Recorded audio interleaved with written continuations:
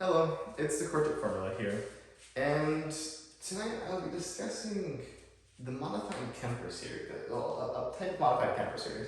So, if we look at 1 over, if we look at the series 1 over n to the p, where p is an element of the real numbers, the real numbers, we know that this series converges if p is greater than 1. The question now arises, okay, well, what if we remove all digits in so all terms where the denominator has digits 9? Does it still converge? That's a good question. So we first go back to our interval idea from last video. So if you haven't seen last video, revise watching that before this video. Okay, so we have that. And we just like the last time, we're going to use the comparison test. So we're going to bound this series. I know I wrote this here, and I probably should have written it up here. So let's write it up here.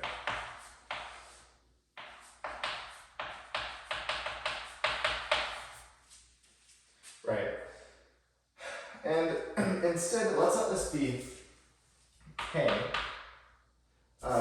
Where k is an element of some set, I don't know, let's call it alpha, and alpha is the set, so we'll let alpha be the set of all integers, such that the integers are not equal to 9. Right, so it's, that wouldn't do what it was going to do, such that this does not have a 9 in its denominator.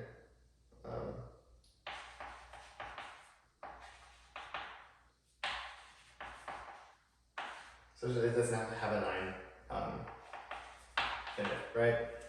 So k is an element of alpha. And we're going to bound this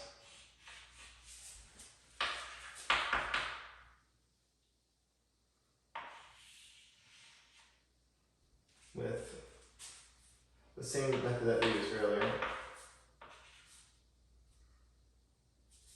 So this time it's the p power times 8 times 9 again. And k here is still indexing through alpha. So it still goes 1, 2, 3, 8, 10, and so on. And that's obviously upper bound. And for lower bound, we'll just do 10 to the n plus 1. Since that will yield a lower bound, because we're taking the largest term of the next interval, or something smaller than every term on our interval, and essentially summing up as many of those as there are terms in a certain interval, so we're going to get a lower bound. That's the p power. That's also times 8 times 9 to the p. So it's the n. So we now go through and we see that we actually get quite an interesting result. So we see that we can pull the 8 out front, we get 1 over 10 to the np plus p, so we can pull that out, so 8 over 10 to the p.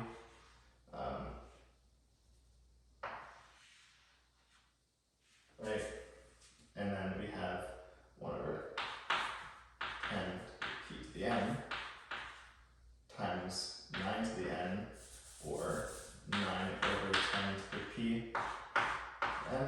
That's going to be less than or equal to, obviously, our series.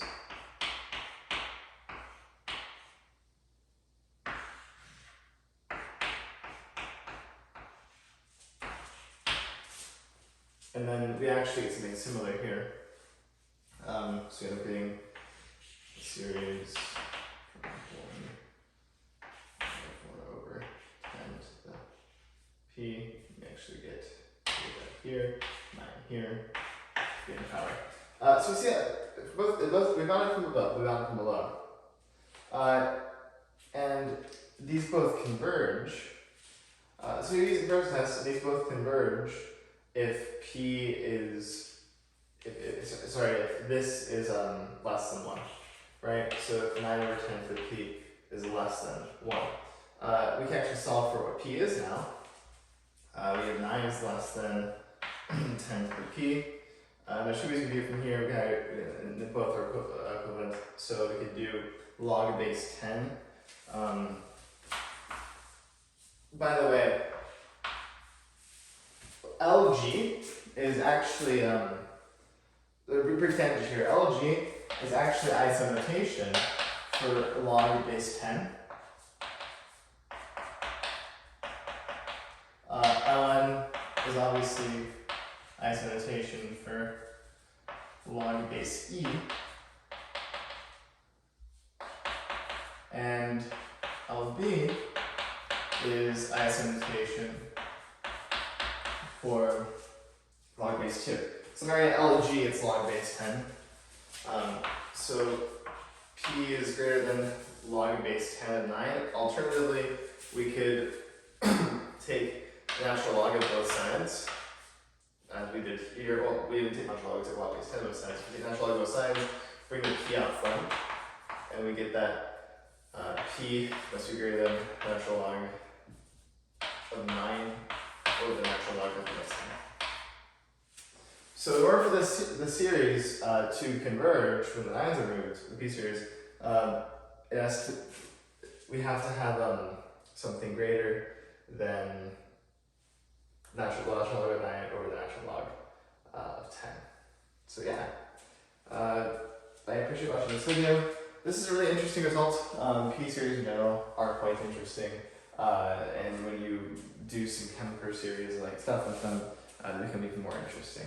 So I appreciate watching the video. If you have any feedback, please like, comment, and subscribe. And in the future, I'll be doing some linear algebra stuff with HGs.